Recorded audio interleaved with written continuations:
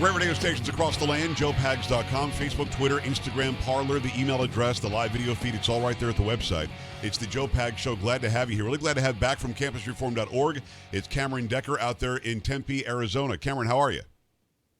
I'm doing fantastic. Thank you so much for having me again. You're very welcome. Glad to have you back. I always love having the young reporters on from campusreform.org. You guys do an amazing job uncovering what's happening on college campuses, which many times is nutty, to say the least. I was wondering, I spent a little bit of time in Tempe, but it was a long time, 20 years ago. When it comes to college towns in this country, they tend to be left-leaning. Is that the case there? Oh, absolutely. This is one of the most left-leaning legislative districts we have in the entire state, represented by some of the most liberal lawmakers in the state of Arizona. It's definitely the liberal taste is pervading the town for sure. So that's a microcosm, but not really. It doesn't really show what's happening in the state, as the state still seems to be red, although the left wants it to be at least purple, if not blue. You've got a big Senate race between Mark Kelly, the astronaut, married to Gabby Giffords, who, of course, was tragically shot some years ago.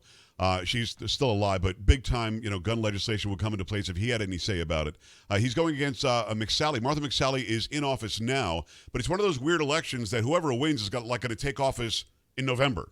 They're not going to have to wait till January. This person might even have a vote on the Supreme Court.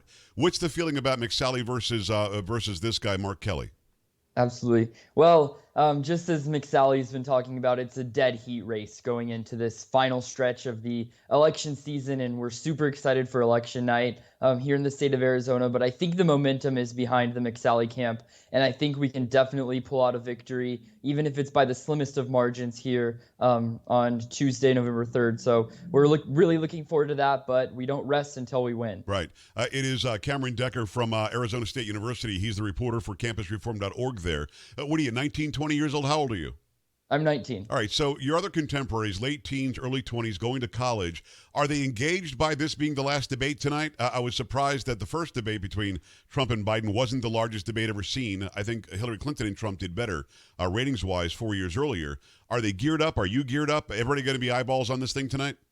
You know what? My college Republicans chapter here at Arizona State University, we are ready to watch this debate, and we're ready to watch Donald Trump win. But I can tell you that from the rest of the students here at ASU that are outside of the my end of the political spectrum, I have not really heard any hype from them. I haven't even heard if they're going to be watching it or not. But I know here in college Republicans at ASU, we are ready to watch it. What's interesting is, the left wants us to believe that people your age are now more engaged than ever, and they're going to be voting more than ever. They may not be interested or hyped up about the debate, but are they going to vote, people you go to school with, do you think, other than the college Republicans, which I know are going to? Yeah, absolutely. Like you said, the college Republicans, we're certainly going to vote, and that's a lot of the people who are in my circle. I know we're all really hyped up to vote. We're really excited about it. But I can obviously have cordial relationships with those on the opposite end of the political spectrum, and I don't hear anybody talking about it. They may post like here and there, make sure to register to vote. The deadline is approaching quickly, but nobody's sharing the campaign flyers from their candidates on the other side. It's just very dismal. It's Cameron Decker, Arizona State University, from campusreform.org. Great website. Go there every day like I do. Let's get into some of these stories. College investigates a professor who encouraged students to write about Donald Trump. But what did this professor call the president? Oh, yes. This one's going to be crazy. So a college professor at Illinois Central College is under investigation by the college because he encouraged students to write about, in quotes, pathological liar and sexual predator Donald Trump. Wow. And he tells Campus Reform and the university that this was an approach that looks beyond the policies of a candidate. But there's still questions to be answered there. Called the president of the United States a pathological liar and sexual predator. I'm guessing he didn't ask for his students to write about Joe Biden, who is like right now looking like one of the most corrupt people we've ever seen, and the fact that he's a racist, and we can verify that through facts. But the hatred for Donald Trump continues on these campuses, doesn't it? Yeah, it absolutely does. And you're absolutely right. There was no essay prompt about writing about Joe Biden and looking past his policies. Right. But even if you did look at the Biden policies, you would see what a lot of us conservative students on college campuses are seeing is that we are on the right side of history because we are not supporting a racist candidate in Joe Biden. But this really begs the question about the power structure that we see here at universities and why conservative students may be so silenced across all these universities. I can tell you from my own experience, if I had a professor that was asking me to write a paper about, quote, pathological liar and sexual predator Donald Trump, president of the United States, I would have a lot to say, but I'd be fearful that my grade would be harmed because of it, and definitely because they're in a position of power to do so. Hey, Karen, can you remind me 4 years ago, about 4.5 years ago, I think there was the same professor was asking people to talk about how horrible a President Obama was, right? I No. don't recall that at all. The answer is no. I'm being sarcastic. Of course, they never asked anybody to write about how horrible Obama was. I can go down the list. I didn't mean to trick you with that, but I can go down the list of how horrible Obama was, how ridiculous his division was, how he tried to fundamentally change the union, and basically did with young people who happen to be about your age now. Thank God you lived through Obama and weren't indoctrinated, but there are a lot of people surrounding you that probably are. That was a trick question, Cameron. Sorry about that. Oh, that is totally fine.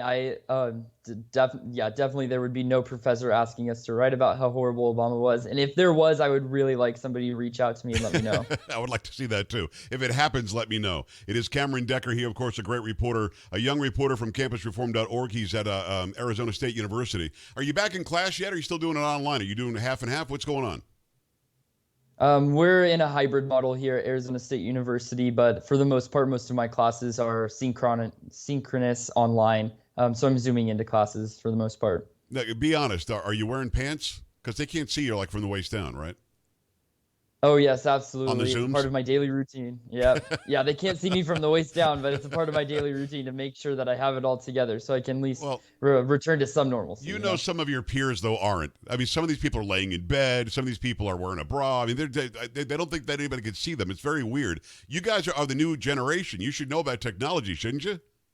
Absolutely. Some of the things I've seen in my Zoom classes are just crazy, just like the audacity people have and them not realizing that their cameras are on when they're doing something. And I know as of late, we've heard the crazy story of some reporters out there doing the same thing. So definitely something to be cautious of that my generation doesn't seem to be. Yeah, you didn't name names, but I will. Jeffrey Toobin, of course, from CNN, decided that just not having anything at all on below his waist was perfectly fine on one of these conference call meetings. And he said he didn't realize he was on or didn't realize he could be seen or something. I don't know. I'm going to put myself out there and say, just make sure you're covering up your private area.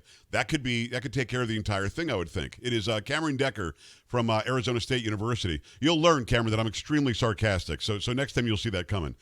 Berkeley website explains how GOP works to suppress minority voting. This is one of the biggest pushes in this election this year, that somehow Republicans don't want everybody to vote. I've never seen that happen.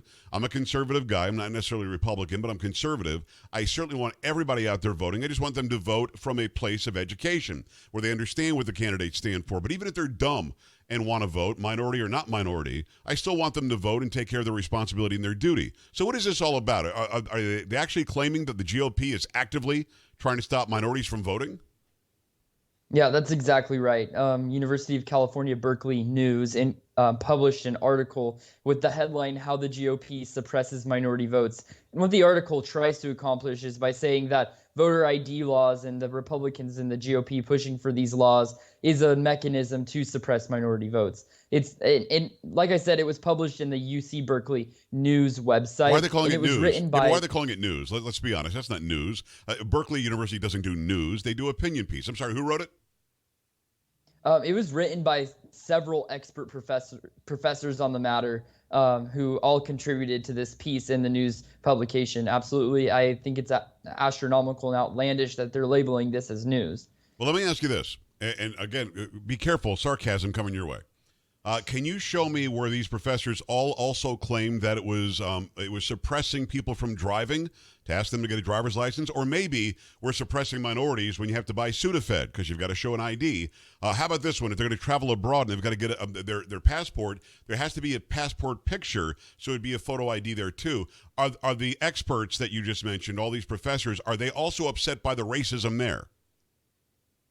They actually aren't, which brings me to like my next point is I have to show an ID to eat at my school. I have to show an ID Right. to walk into my own residence hall. All has my photo on it. And like you said, I need an ID to drive from my house to school whenever I am commuting. But why is it only suppression when it comes to voting? It seems like they're publishing these headline pieces in the news to indoctrinate students because students are going to read this as news, as fact, and not as opinion and an agenda that it really is. I'm going to say I'm 54 years old, a little older than you. Not much, but a little bit. I've never in my life, Just a little. just a tiny bit, I've never in my life met a black person, an Hispanic person, an older person, a whatever other quote unquote oppressed person that didn't have an ID. I've never met a person who didn't have one. The idea that asking me to prove who I am so nobody can steal my vote when I go and vote is so stupid that we're relating that to racism. It makes my face hurt. Can you see my face? It hurts a little bit because I can't believe that anybody is suggesting Hispanics and blacks and older people and fill in the blank women aren't smart enough to get an ID. It's actually racist to say it, isn't it? I absolutely think it's racist to say it. It absolutely just breeds this culture of oppression on campuses and tries to make oppression out of something that there isn't, and suppression in this case of voting, Right. when there really isn't. It's just common sense. Show your ID to vote, just like you have to show your ID to eat at the dining hall at school, show my ID to get into my own residence hall, and show my ID to drive. Why can't we do this at the polls? It's just absolutely I can't outlandish. buy any Allegra D for my allergies unless I show my ID. That's how normal it is in this day and age. But for some reason, we're supposed to believe black people don't have an ID. That's stupid. It is Cameron Decker. He's of course from Arizona State University. He's a reporter with campusreform.org. Go there, check out that website. The incredible reporting by him and the other folks there as well. Cameron, I appreciate you. Let's do it again soon. Absolutely. Thank you so All right, much. brother. We're back after this in the Joe Pag Show. Stay right here.